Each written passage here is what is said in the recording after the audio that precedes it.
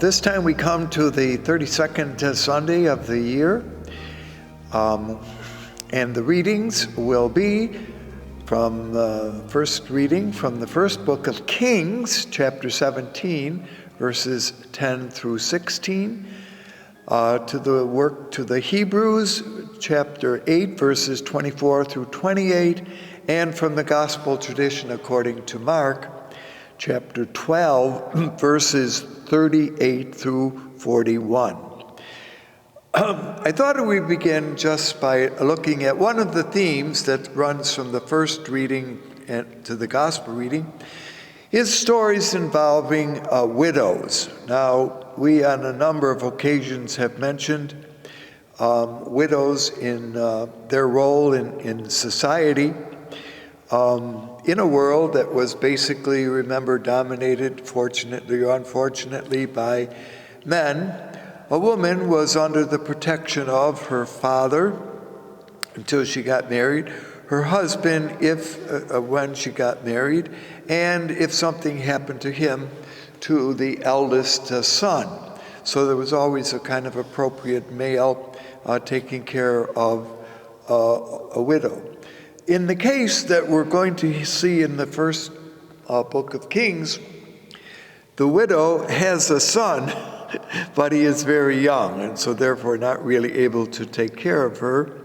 And this is found in the tradition with regard to the famous prophet Elijah. One remembers that in the book of Kings, in that tradition, there are two important prophets, and we hear stories with regard to them throughout the course of the year, namely Elijah and his successor, Elisha. This one has to do with Elijah.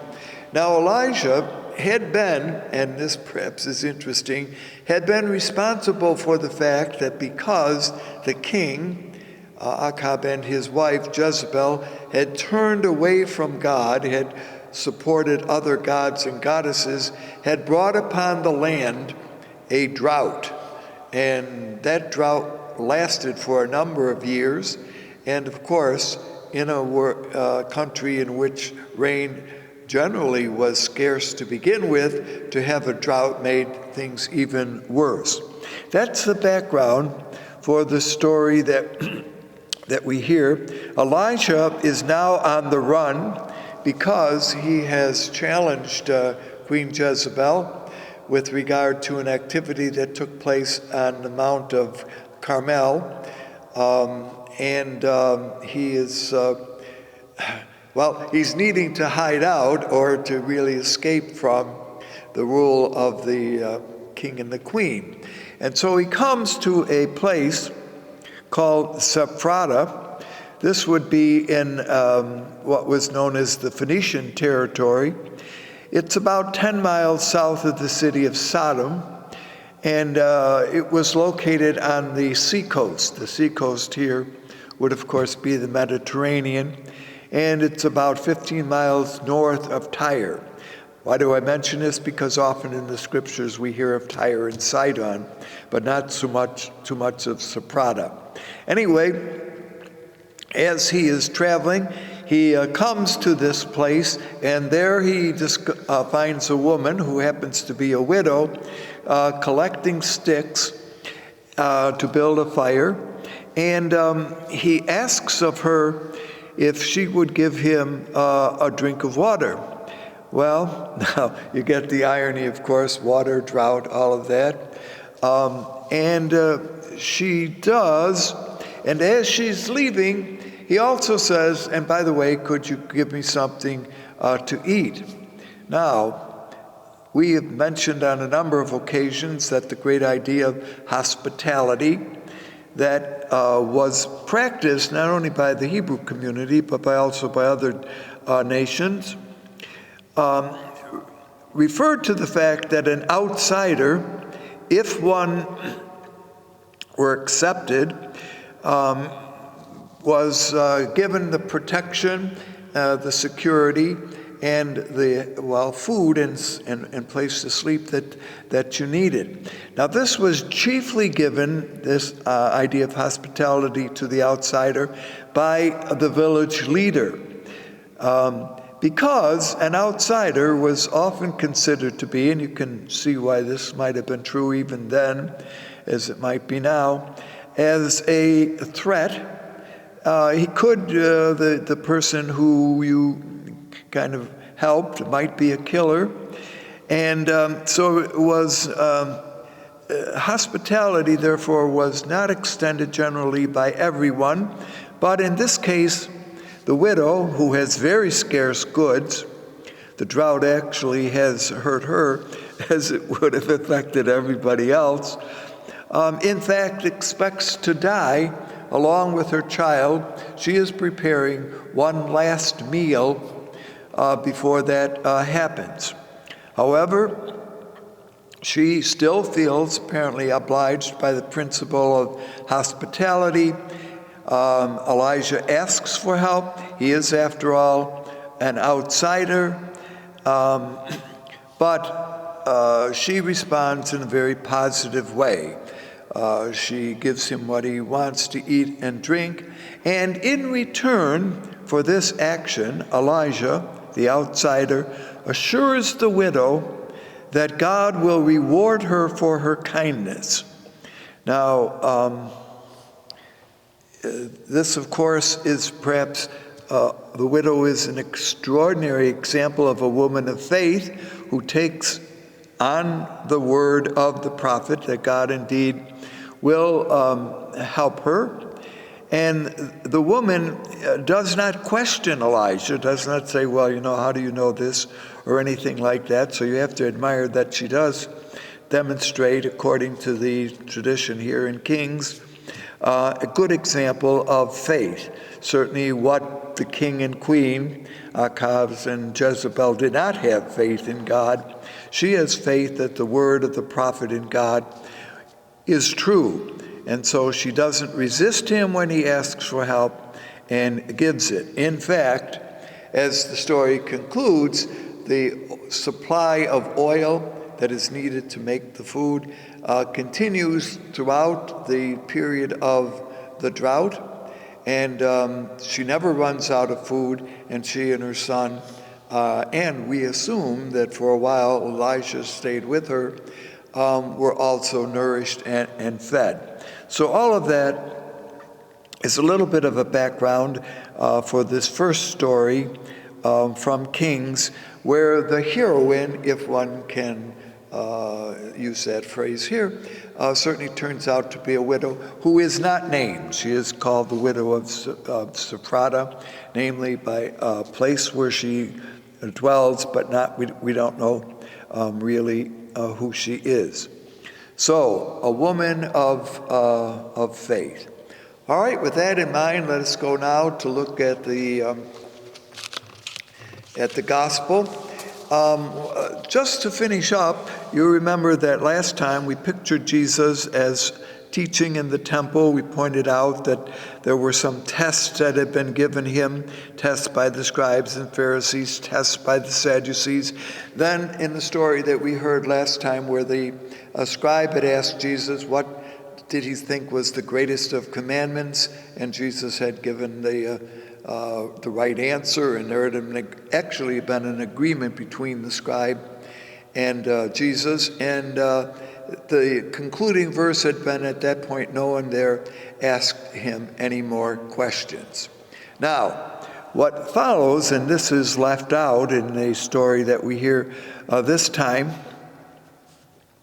is that Jesus kind of raises a little bit of a challenge. Is it to the leadership that he has been kind of debating with? And again, keep in mind that the people are watching, that Jesus is favorably being looked at. So the verses that are left out from chapter 12 would be verses 35 through 37. And again, Jesus is pictured as teaching in the temple. And he then says to the scribes, "How can the scribes say that the Messiah is the son of David? For David himself in the Holy Spirit said, 'The Lord said to my Lord, sit at my right hand until I put your enemies beneath your feet.'" So how can David call himself Lord, and so how is he his son? Now this is a little play on Psalm 110, verse 1 particularly, which seems to have been a verse that was used at the time that a king was enthroned in rule over Judea or Israel. Now, it is a little tricky play here on words. Remember that these had been a series of controversy or conflict stories, and so that here, if the Messiah, and that's who Jesus is being pictured as, is the Son of God, well, how does this work? And the answer, of course, seems to be that Jesus is more than David's son, and therefore more of a Messiah, or in a different way than the Jewish expectations had been. That therefore, Jesus is pictured here, as this concludes, as being worthily called Son of God. Now, you have to be careful here that the word that Jesus is called Lord, Son of God, was a title that was also being used by the Roman emperors of the time, that they were called sons of God, or Kurios, or Lord. And keeping in mind a little bit the background of Mark's story, there may have been some familiarity with that, although keep in mind, once again, that by the time that Mark's story is told, the temple and the whole entourage there in Jerusalem had been taken away. So that's the part that's left out, understandably. I guess there's not a lot of homily material that can be taken for discussion there. But taken in by itself, this would simply be seen, this little section, as a proclamation of the lordship of Jesus. And Mark, of course, nicely would have included that in his story.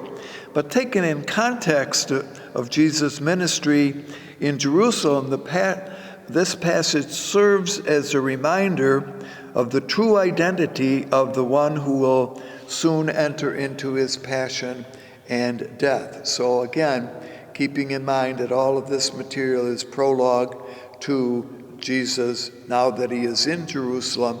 Remember that we mentioned, I think, on an earlier talk, that Mark places all this within one great week. And so this is, I don't know if you want to call this Tuesday or Wednesday of that week where Jesus is pictured as teaching in the temple. So all of that is background for the fact that now we come to the section that we will be considering this time. Jesus is pictured as sitting in the temple area, and there are two sections here. Jesus' critique of the scribes, even though we had a nice scribe last time, the scribes this time are grouped with the others, and so there's we would say a little bit of antagonism or challenge. So we're going to hear Jesus' kind of attack or criticism, critique of the scribes, and then the second part will be the story of a widow, okay, who places coins in the treasury. And that, of course, as I mentioned a few minutes ago, is one of the reasons why widow seems to be one of the kind of major points of consideration this time. Now, the scribes did kind of, because you remember that they were, we would call pretty much I want to say college educated, but they were the educated folk of the time because they could read or write, which was not a quality that a lot of people in the first century world had or needed. Much we have spoken on other occasions that the message most often was given verbally, but there was a need to know how to read and write, and so the scribes who could read the text had an advantage, and certainly if they could write down things, also contributed to the development of Jewish thought and practice in general.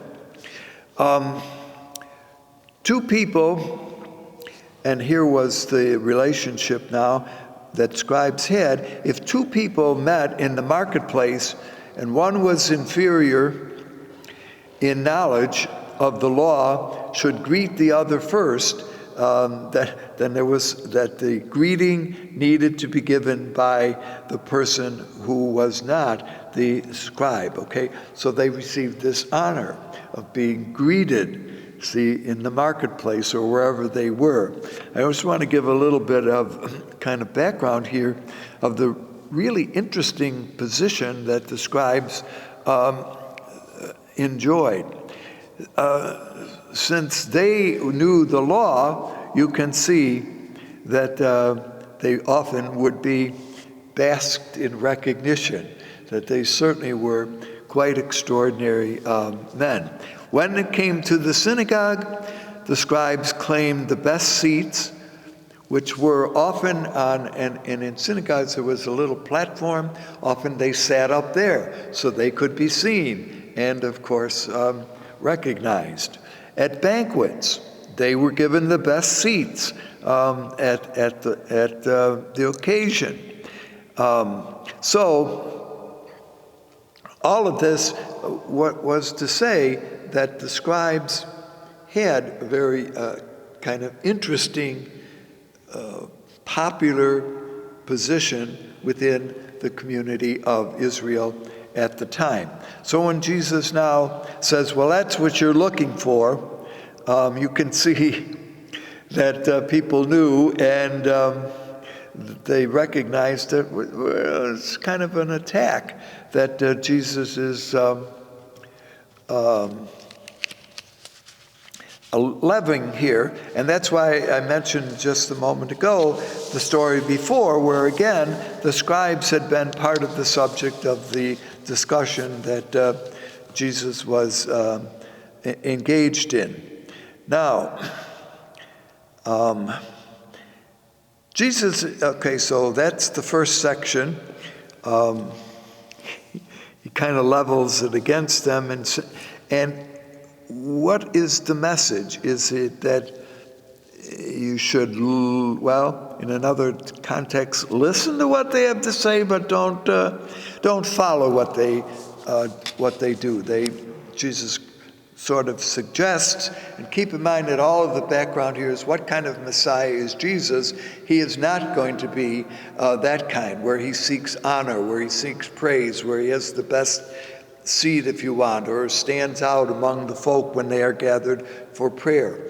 Rather, the whole sense of Jesus' messiahship that has been stressed and developed as the gospel has unfolded has been that Jesus is one certainly of humility, one of service, and that what he is doing could be perceived as dangerous to his health and into his future.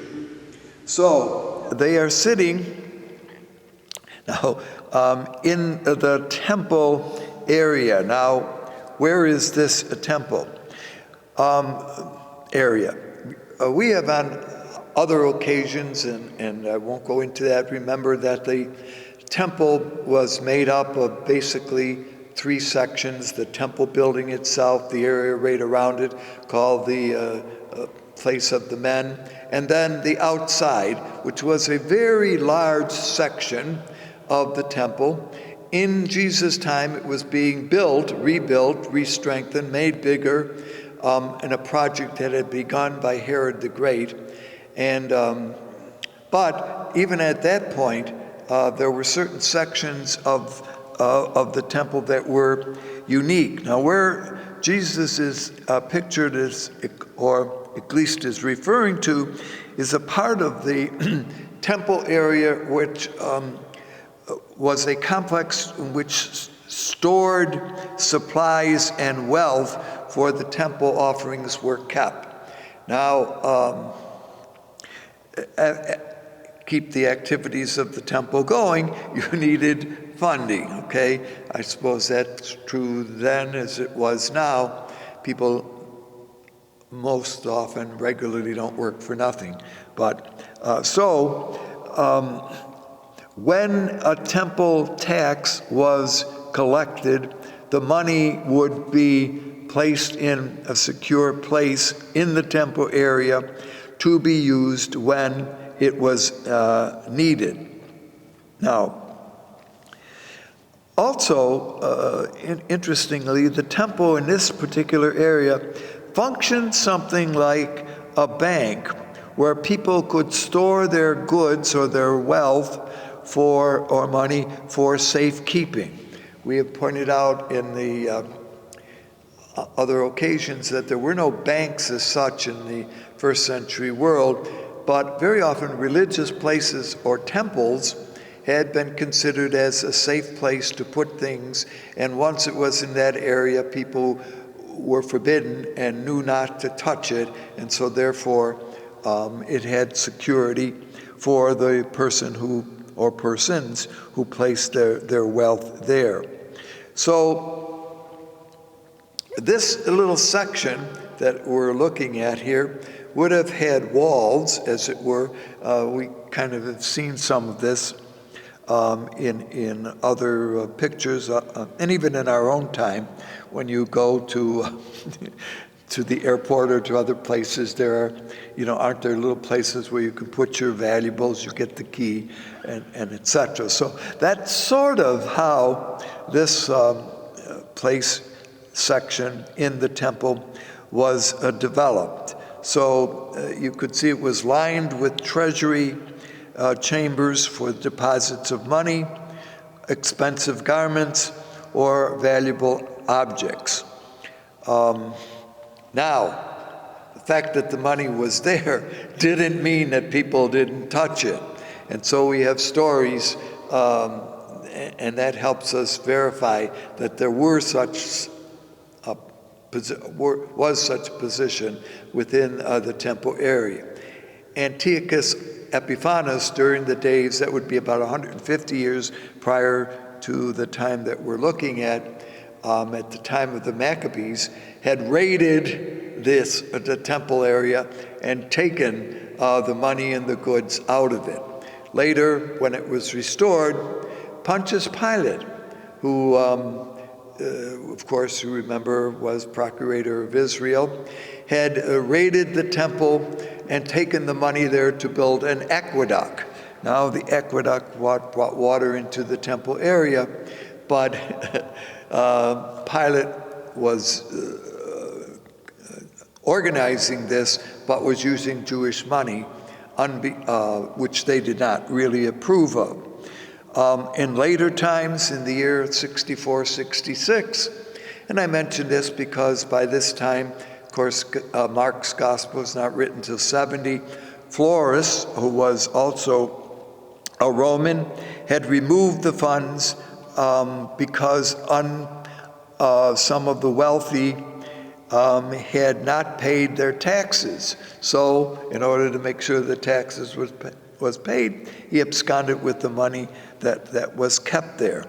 So all of this is a little background as to the episode now that we look at with regard to the woman who is pictured. The wealthy are putting their money into the box for the running of the temple, and the woman is pictured as putting 2 small coins into the temple treasury box, and the comment is made that she is giving all that she had. Now, there are 2 traditions as to how to interpret this action and these words on the part of Jesus.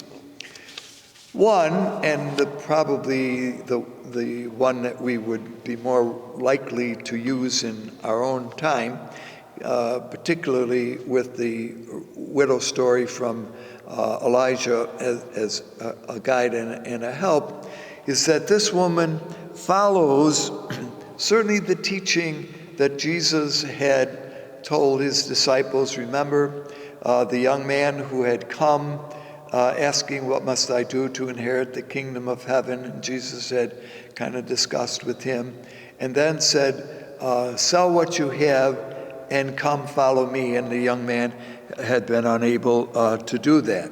So is this a kind of a reference to that? And so is Jesus praising the woman now, who is really, if she gives all that she has, what's going to happen? How is she going to have the next meal? Who is going to take care of her? Or if she happens to be a widow who has a little bit of independence, going to be able to take care of herself. So one way that this story is interpreted, and the crowds would probably pick this up, what a wonderful example of trust, of willingness to do what Jesus had been teaching and encouraging others to do, is exemplified by this action on the part of this woman. But another interpretation that has arisen and that gets kind of enough interpretation or ink, I was going to say, is that Jesus is lamenting what the woman is doing, that she has become a victim because the money that is placed into the treasury box is being used by none other than, and now you can see somewhat the connection, none other than the scribes, to enhance their own position, that she is giving of her need to help them do whatever they want and spend the money in any way that they can. And so in this way, Jesus is not praising the woman, but is really, if one can use that term, is being sympathetic. That in fact, the widow, and this would be true perhaps of many other widows, taken advantage of being exploited, of being a victim. So is that what Jesus is doing? He's lamenting, look, this woman gives everything, but what is the point of it? What is the result of it? Now, as I say, the one that probably most regularly we emphasize is the self-sacrifice that the widow makes, and that therefore Jesus is in fact holding her up as an example and as a model. As we come to the end of this discussion today, keep in mind that widows were considered to be those who often sat at the outside of society. They were often considered to be the silent ones. And if that's the case, one can see here where Jesus is kind of concerned. And that idea of widows was apparently a major concern in the early Christian communities, because we hear that when we look at the later writings in the New Testament, that there are orders of bishops, deacons, and widows, apparently. And then there was a classification of widows. I was going to say, apparently, they played an important role in the life of the early Christian experience. There may even have been an order of widows, much like you have an order of bishops, an order of deacons, an order of widows. And there was a concern that they took care of and were taking care of themselves. And there was a particular concern with regard to young widows, that they could, of course, have very little future. And the encouragement given by the text at this time is that young widows would be wise to seek to marry again, that would establish for them a future and some kind of necessary and important conclusion, and maybe even offspring. So all of that is a little bit of a background, this time about the scribes and the widows. And this brings to an end now Jesus' kind of official teaching, although we will get one more as we go along, with the community there. And remember that as Jesus' popularity grows, and that's wonderful, the danger to his future increases. So you see that kind of balance. Well, may the popularity of Jesus grow in our hearts. Thank you for being with us. Hope to see you again.